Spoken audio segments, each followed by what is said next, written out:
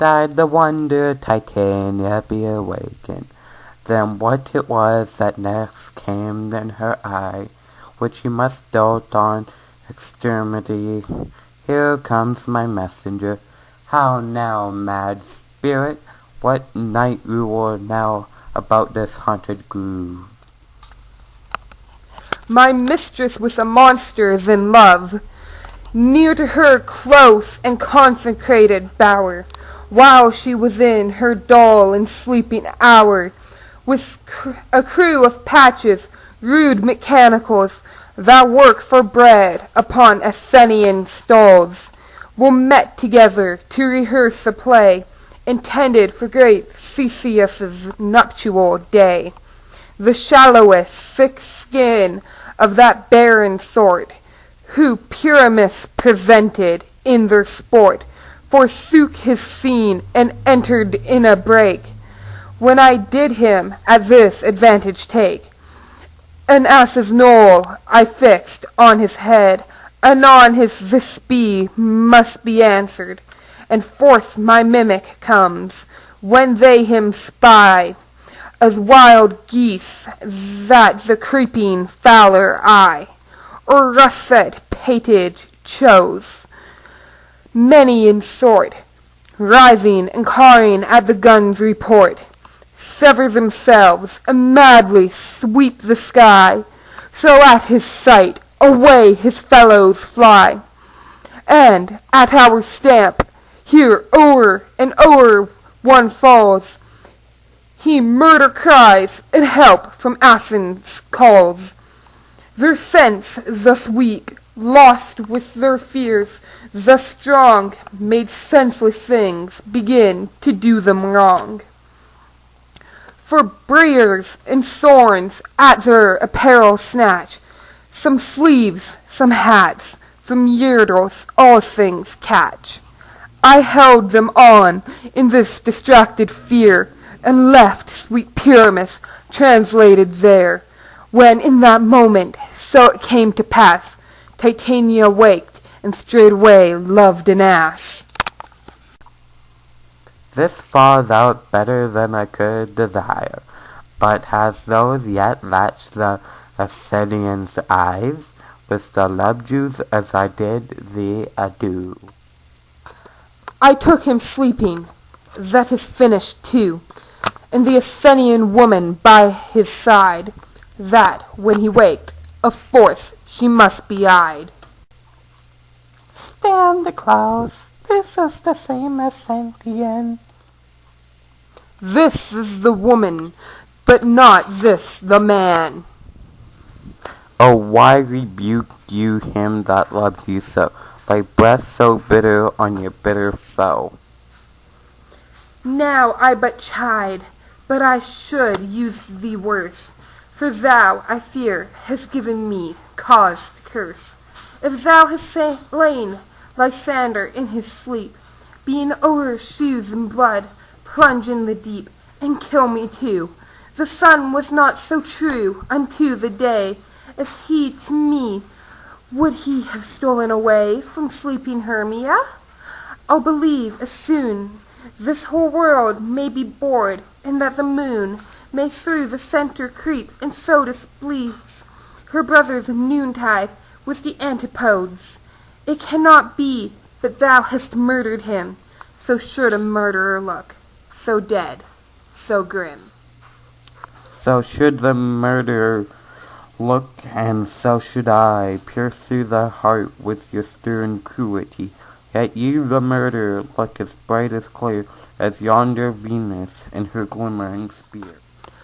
What's this to my Lysander? Where is he?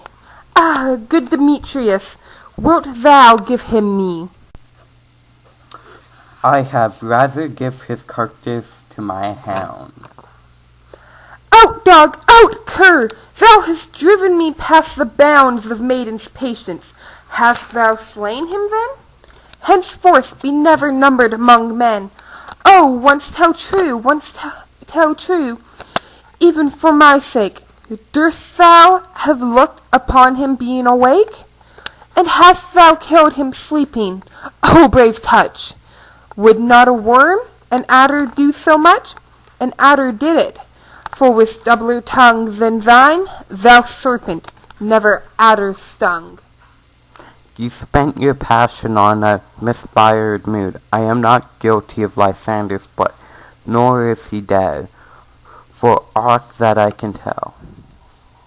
I pray thee, tell me then that he is well. And if I could, what should I get therefore? A privilege, never to see me more, and from thy hated presence, pert I so, see me no more, whether he be dead or no. There is no following her in this fierce vein. Here therefore for a while I will remain.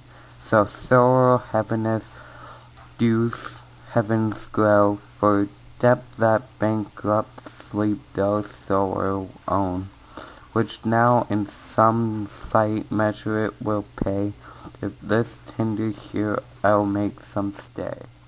What hast thou done? Thou hast making a mistake quite, and thy love juice on some true love sight. Why misprison must perform insert some true love churn, and not false churn true. Then fate o'errules the one man holding troth, a million fail, confounding oath on oath. About the wood go swifter than we, and Helena of the Avans look though fine, all fancy stick she is, and plant a chair, with signs of love that cost the fresh blood dear. By some illusion see thou bring her here, I'll charm his eyes again, she do appear. I go, look how I go, swifter than arrow from Tartar's bow.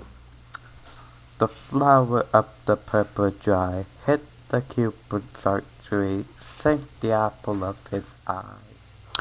When his love he doth expire, let her shine as gloriously as the Venus of the sky. When those awake as if she'll be by, beg of her for me. Captain of our fairy band, Helena is here at hand, and the youth mistook by me, pleading for a lover's fee. Shall we their fond pageant see? Lord, what fools these mortals be! Stand aside, the noise they make will cause Demetria still awake. Then will two at once woo one, that must needs be sport alone, and those things do best please me, that befall preposterously. Why should you think that I should woo in scorn? Scorn and derision never come in tears. Look, when I vow I weep, and the vow so born, in their nativity all truth appears. How can these things in me seem to scorn to you, bearing the badge of faith to prove them true? You do advance your cunning more and more, when truth kills truth. Oh, devilish holy fray! These vows are Hermia's, will you give her o'er? Weigh oath with oath, and you will nothing weigh. Your vows to her and me, put in two scales, will even weigh, and both as light as tails. I had no judgment when to her I swore, Nor none in my mind, now you give her o'er. Demetrius loves her, and he loves you not.